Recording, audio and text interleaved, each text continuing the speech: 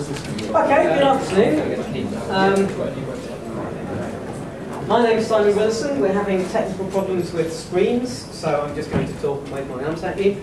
And this talks about the Guardian's recent project to crowdsource analysis of the MP's expenses data that was released by the government a few weeks ago. So firstly, has anyone here not seen the Guardian's MP's expenses crowdsourcing site?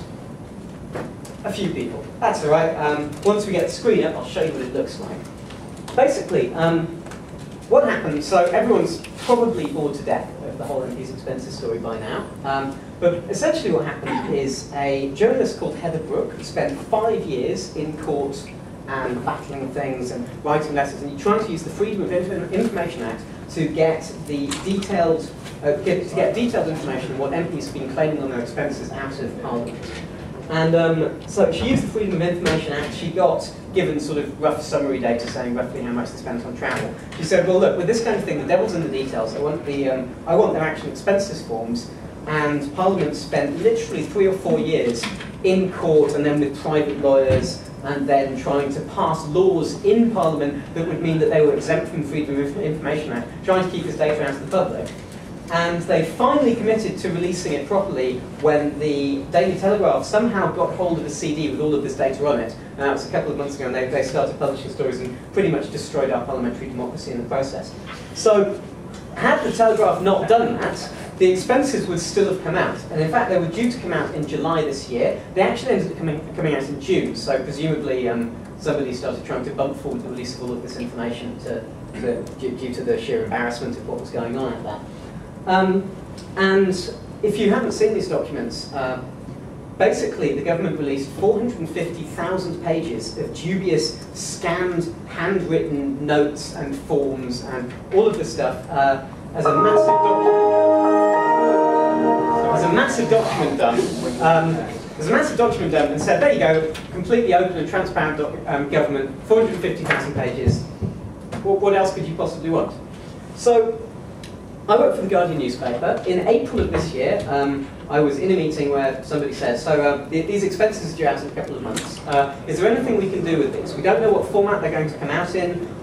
We really don't know anything about how they're going to release at all.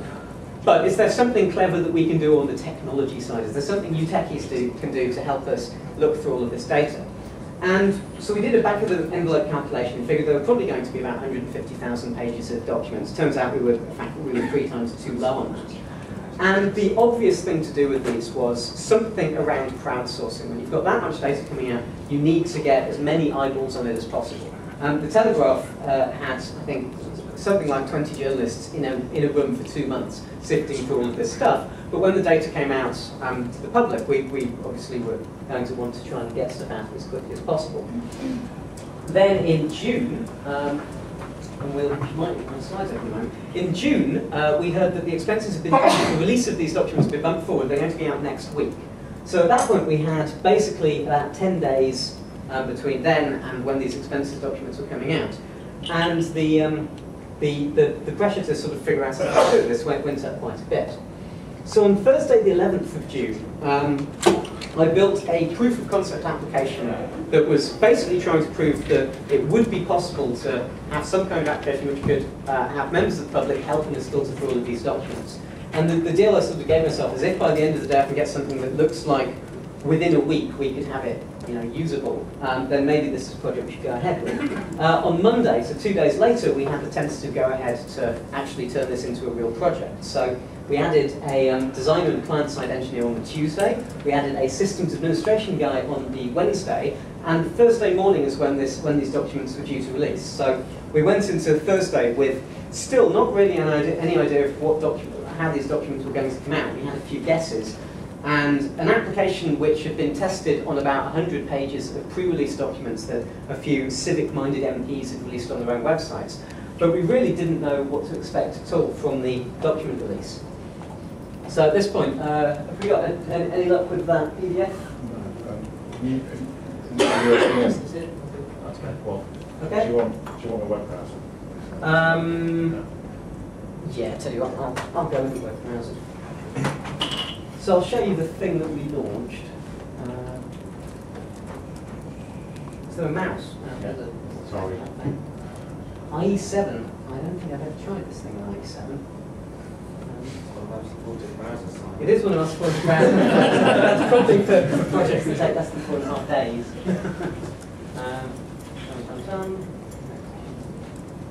Oh, this is IE7, isn't it? I'm not sure how you tell.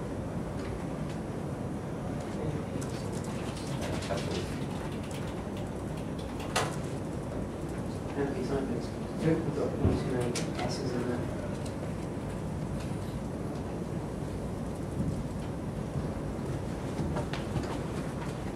How's that happen?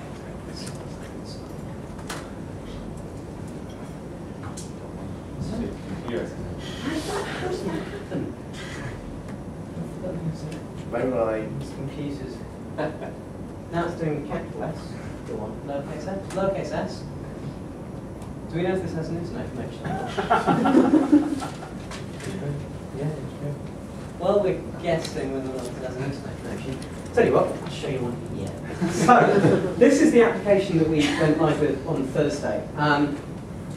Very simple application. Well, basically, we had a bunch of documents, and you could click the Start Reviewing button, and we would take you to a page from one of these documents. We'd ask you 2 questions about it. We'd ask you, what kind of page is this? The main categories were, it's a claim, so it's an expenses form that an MP has submitted, or it's proof, so it's a receipt or an invoice or a purchase order that they've submitted with one of their claims.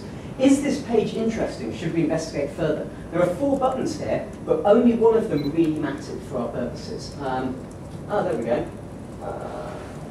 So we've got not interesting, we've got interesting but no, e.g. it's a duck house, and we've got investigate this, I would like to know more. And when we launched this application, our basically the thing we wanted to happen, we wanted as many people as possible looking at these documents and clicking the investigate this button on the ones that were interesting. Votes on those buttons, clicking those buttons sort of counts as a vote. So we had a page on the site that told us which things the most people had wanted investigating, and then one of our reporters could take a look at that page and figure out if there's an interesting story there. We had one other question on here as well. We asked people to enter line items for the individual page. So each of these pages, if it was an expenses claims form, it would have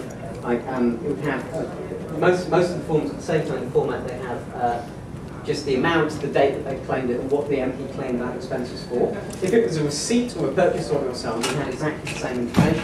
And the idea was to try and gather as many of those figures as possible, because then we could start doing things like checking that each receipt had a matching claim form, that people hadn't been claiming things they hadn't submitted receipts for, and dividing those things up into categories. When you submit a line item, we ask you if it fits any of one of the sort of 9 categories: petty cash, technology, food, rent. The idea is that once we've collected enough information now, we'll get a much better idea of the breakdown of what MPs have been spending all of this money on.